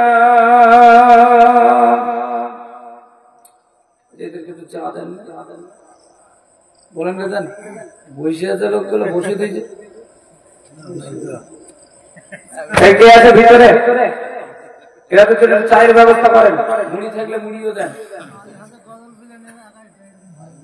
মাশাআল্লাহ, মা বোনেরা যদি একটু কম থাকে তো মুড়ি দিয়ে আসে, প্রচুর আগে ভর্তি হয়ে যায়। যাই হোক, আল্লাহ তাবারক ওয়া তাআলা আমাদেরকে যে বসিয়ে রেখেছেন এতক্ষণ পর্যন্ত, আমরা যদি মনে করি এইটুকুই আমরা অধৈর্য হয়ে যাচ্ছি, তো হযরতে রাবিয়া বাসরি রাহমাতুল্লাহ আলাইহি তিনার আম্মা জান, তার নাম ছিল হযরতে মাইফুন, তিনি সারা রাত ধরে, একটা মেয়ে মানুষ সারা রাত ধরে তাহাজ্জুদের নামাজ আদায় করতেন। জোরে বলুন সুবহানাল্লাহ। আমরা তো নামাজ পড়ছি না, তো বসে আছি ভাই, আমরা তো নামাজ পড়ছি না, তো বসে আছি। আর তিনি সারা রাত ধরে নামাজ আদায় করতেন। তো মৈফুনে মেয়ে মা রাবিয়া বসরি রহমতুল্লাহ আলাইহি, তিনি 4 বছরের মেয়ে। তো 4 বছরের মেয়ে মানে একটু কথাবার্তা ভালোই ফুটে যায়। এখনকার বর্তমান বাজারের মানে ছেলে পেলে খুব তাড়াতাড়ি পেকে যায়। তো এখন আবার দেখবেন খুব খোল ফুটা করে কথা ফোটে এখনকার ছেলে পেলে। তো মা রাবিয়া বসরি রহমতুল্লাহ আলাইহির বয়স ছিল মাত্র 4 বছর। তো মা মৈফুনে নামাজ আদায় করছেন, মা রাবিয়া তার পাশে বসা। তো মা রাবিয়া নামাজ যখন পড়ছেন সারা রাত ধরে, মা রাবিয়াও বসে আছেন সারা রাত ধরে। জোরে বলুন সুবহানাল্লাহ। 4 বছরের ছেলে সারা রাত বসে আছে। সারা রাত যখন শেষ হয়ে গেল, সকাল হয়ে গেল, মাকে জিজ্ঞাসা করছে, মা গো, আমি সারা রাত ধরে দেখছি তুমি নামাজ পড়ে যাও, সারা রাত ধরে দেখছি তুমি নামাজ পড়ে যাও।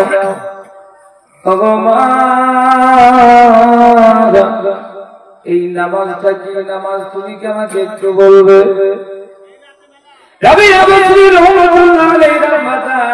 তিনি বললেন, মা গো, আমি এশার নামাজের পরে যে নামাজটা শুরু করি, এই নামাজটার নাম হলো তাহাজ্জুদের নামাজ। আল্লাহর নবী বলেছেন, দুনিয়ার জগতের উপরে যদি কোনো মুমিন হয়, কেউ যদি মুমিন বান্দা হয়, ওই ব্যক্তি দুনিয়াতে 5 ওয়াক্ত নামাজ নয়, এই দুনিয়াতে তিনি 6 ওয়াক্ত নামাজ পড়বে। কয় ওয়াক্ত? 6 ওয়াক্ত। 1 ওয়াক্ত নামাজ কাজা হলে 80 হোক বা দোজো। আর আমাদের জীবনে যে কত নামাজ কাজা আছে সে আল্লাহই জানে। এই ইমাম রাবিয়া বসরি রাহমাতুল্লাহ আলাইহি তিনি কি করলেন জানেন? মাকে জিজ্ঞাসা করছেন, মা গো, সারা রাত্রি ধরে যে তুমি নামাজ পড়ো, নামাজটা কি নামাজ পড়ো বলো? মা মৈফুন বললেন, রাবিয়া রে,